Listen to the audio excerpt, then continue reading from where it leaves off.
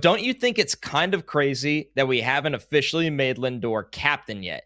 I think it would genuinely help continue to set the right tone and example for the team.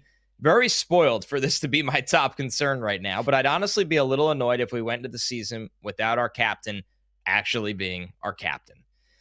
We've had this combo before, Joe, and it's not as common in baseball anymore. The idea of a captain, obviously, there's some pretty legendary ones in Mets history, and we know Aaron Judge, when he signed his extension with the Yankees, that was a big talking point with it. You don't see the C's on baseball jerseys anymore. It's something that is obviously much more important in hockey and football. I'm a little mixed on this one. I think if there was going to be a captain of the New York Mets, obviously Lindor is far and away the guy. Like, you really stack it up and you would rank it Lindor number 1, Nimmo number 2. Right. And I don't really think anybody else is even in consideration. Obviously, Pete's on a short-term deal. Soto, I don't really get that vibe from him, and he hasn't played a game for the Mets yet. And then you look at, Alvarez is too young. Obviously, Alvarez has captain qualities, but he's too young and he needs to produce.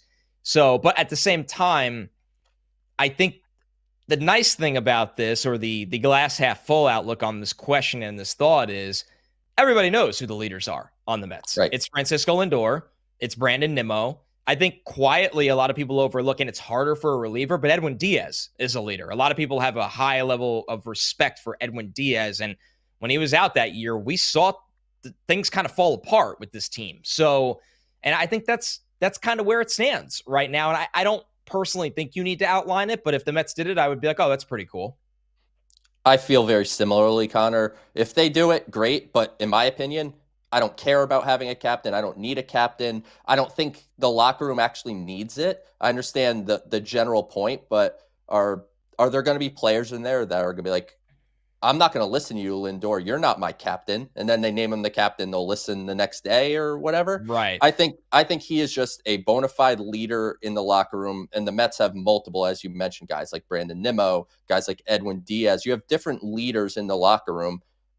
What does that do to that dynamic if you just name one of them a captain?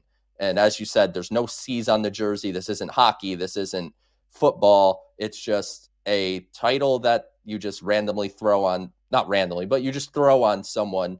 And I don't know. I don't see the point personally, but if it would make Francisco Lindor feel better and everybody's happy about it, go for it.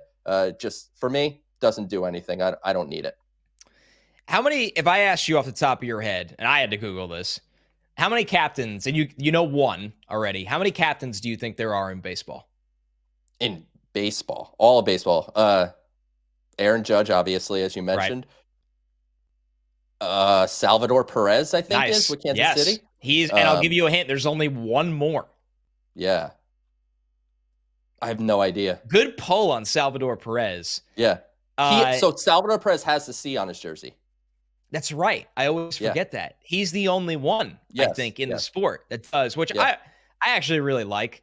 And there's also part of me that likes it also as a merch idea. Right. Like when you sell a jersey with the C on it, it's cool for the fans to wear. The third one, I would imagine less than 1% of the people listening know this right now.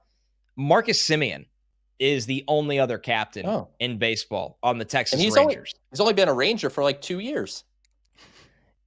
Yeah, this was his third year, right? And he was named captain, I think, in 2023. So, very early. It kind of speaks to the kind of guy he is. Great leader, for sure.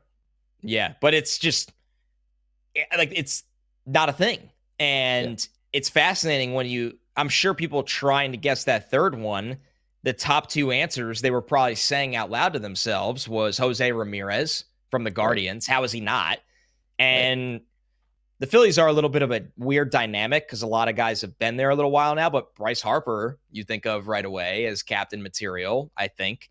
So it's just not as big of a thing. And I think my takeaway, Joe, is why it's not. I bet managers, especially somebody like Mendoza, who is extremely calculated, I think they like leadership being divvied up.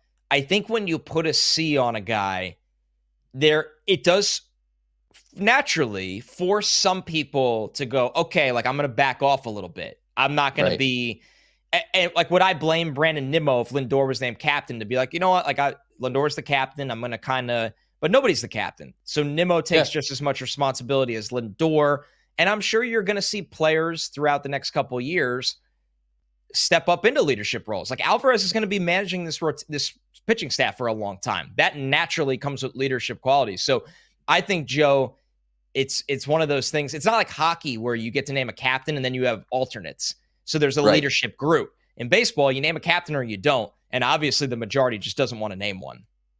And a positive of it all is you just, as you said, have that kind of room of leaders rather than just one person that is kind of designated. And I think it makes sense the way it is. And frankly, if the Mets haven't had a history of sorts of having captains with David Wright and Keith Hernandez and John Franco, and if the Yankees didn't do Aaron Judge across town, I don't know how much of a topic this would even be.